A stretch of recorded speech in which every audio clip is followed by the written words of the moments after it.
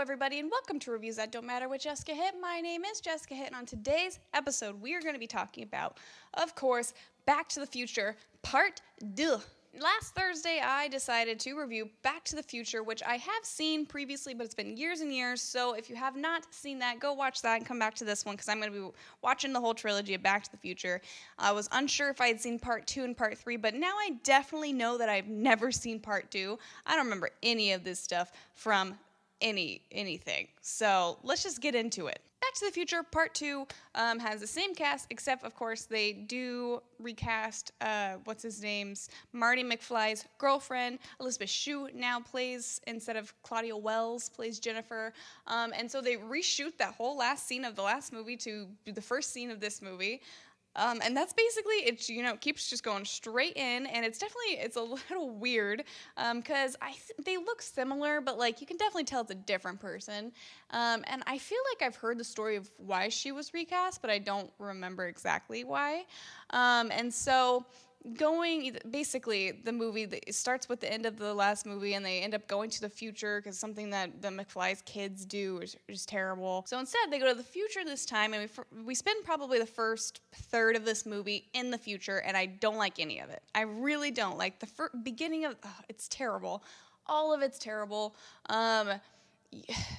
The future looks stupid, and yeah, this is, of course, looking with 2018 eyes, and this is supposed to be 2015 that all of this stuff is happening. Why does everybody always think we're going to have flying cars? It's not happening, at least for another, 300 years. So let's calm down and, stop putting flying cars everywhere.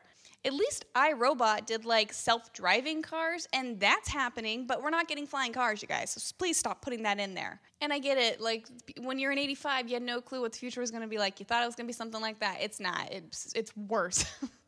Yes, we got internet, and it's fast now, but the world has gone to shit. But to be honest, I really, really disliked Griff in this, which is Biff's grandson, I believe.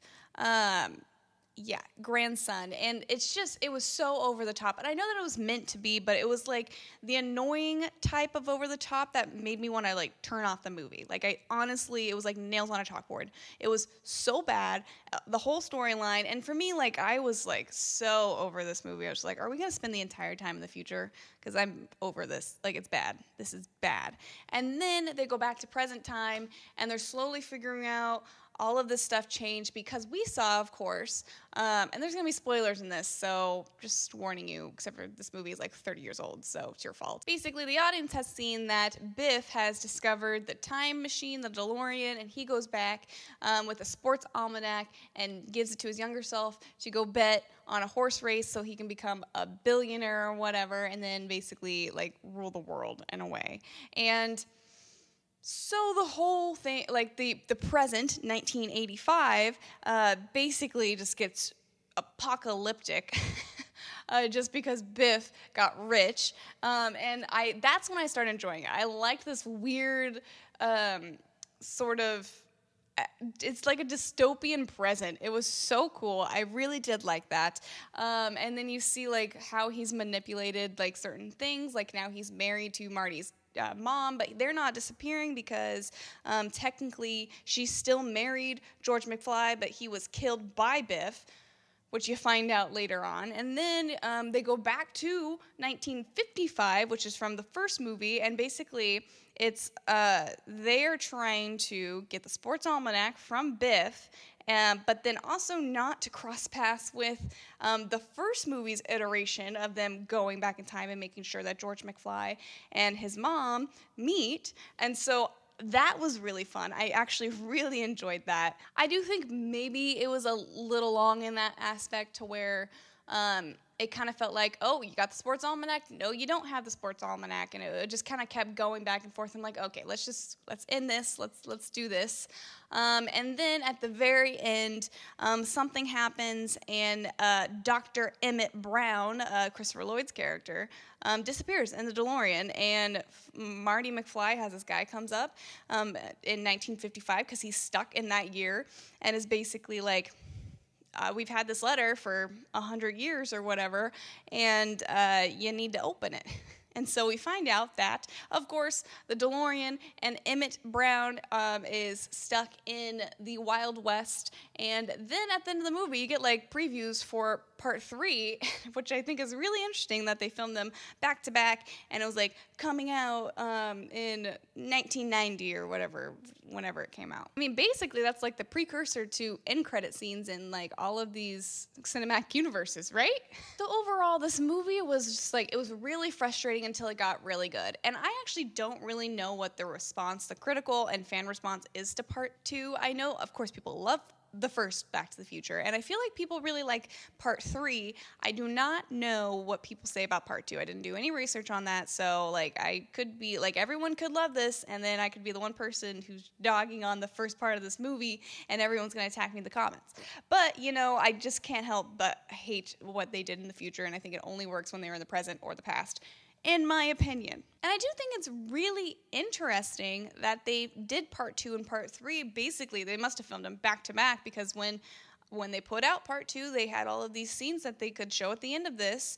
I'm assuming that was in the theater when that happened. It wasn't just whatever I have, you know, on HBO, I think it is. Yeah, HBO Now. So I don't quite know. Maybe they added that in as like a special feature type of thing, but I feel like they probably had that back in the late 80s when they did this. I do like how they brought back Einstein the dog, because I was a little worried about him being forgotten in the last movie, even though they did just completely leave him behind in this apocalyptic present of 1985, as well as Jennifer, Marty's girlfriend. They just left him there. At least Marty was good enough, like, we can't leave them there. And Emmett's just like, hey, we created this alternate reality. If we go back, we fix everything. This won't even exist. Everybody will be in the right, correct timeline.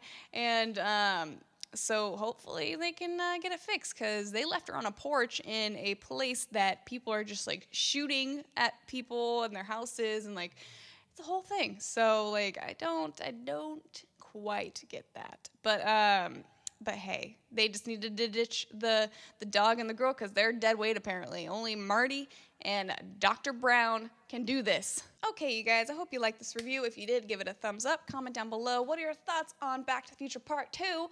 Maybe you agree with me. You don't like the future stuff, but you like all the past and present stuff. Or maybe you like the whole movie. Tell me why I'm wrong.